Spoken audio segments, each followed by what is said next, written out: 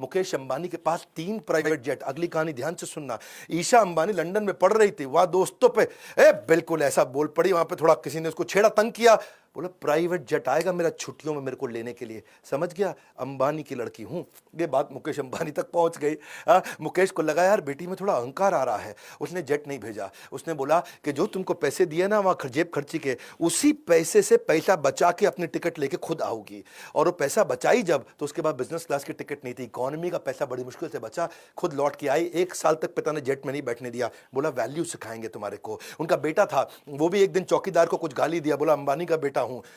जब मुकेश अंबानी को बात पता चली, उसने चौकीदार को ढूंढा, पता लगाया उसके बारे में, सारे परिवार को इकट्ठा करके चौकीदार को बुलवाया, वहीं माफी मंगवाई उससे। बोले कि हमारे को वैल्यूज सिखानी है ये, और क्या पैसे की भी वैल्यू और वैल्यूज की भी वैल्यू। बिल गेट्स, अगर आप कहीं सर्वे कर लो ना अपने आसपास के ऑफिस में, तो मोस्ट इन्फ्लुएंशियल लोगों में अगर आप पूछो 3 सबसे इन्फ्लुएंशियल लोग कौन है, हर आदमी बिल गेट्स का नाम 3 में से एक जरूर ले लेगा। इतना वेल्दीएस्ट आदमी। फोर्ब्स ने जब लिस्ट निकाली, 23 में से 18 बार वो रिचेस्ट मैन बना था वर्ल्ड का। ठीक है, ऑफ कोर्स आजकल नहीं है, आजकल जेफ भैया आगे आ गए, इलॉन भैया आगे आ गए।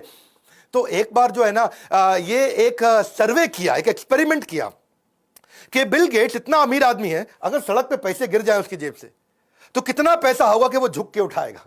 क्या कितना पैसा होगा कि वो झुक के उठाएगा। तो बिल गेट्स के साथ ये सर्वे किया गया, तो उसने उसकी नेट वर्थ, उसकी पर्सनल एसेट को कैलकुलेट किया, हिसाब किताब लगा के समझे कि अगर $50,000 अगर गिर जाए, है यानी कि लगभग 36 लाख रुपए गिरा होगा, तब बिल गेट्स के लिए झुकना किसी मतलब कोई वैल्यूएबल होगा कि भाई मैं झुकूं, झुक करके पैसा उठाऊं, क्योंकि यार मैं झुकने में इतना टाइम लग जाएगा, इससे ज्यादा पैसा मैं बिना झुके कमा लूंगा, गिरने दे पैसा, जाने दे पैसा।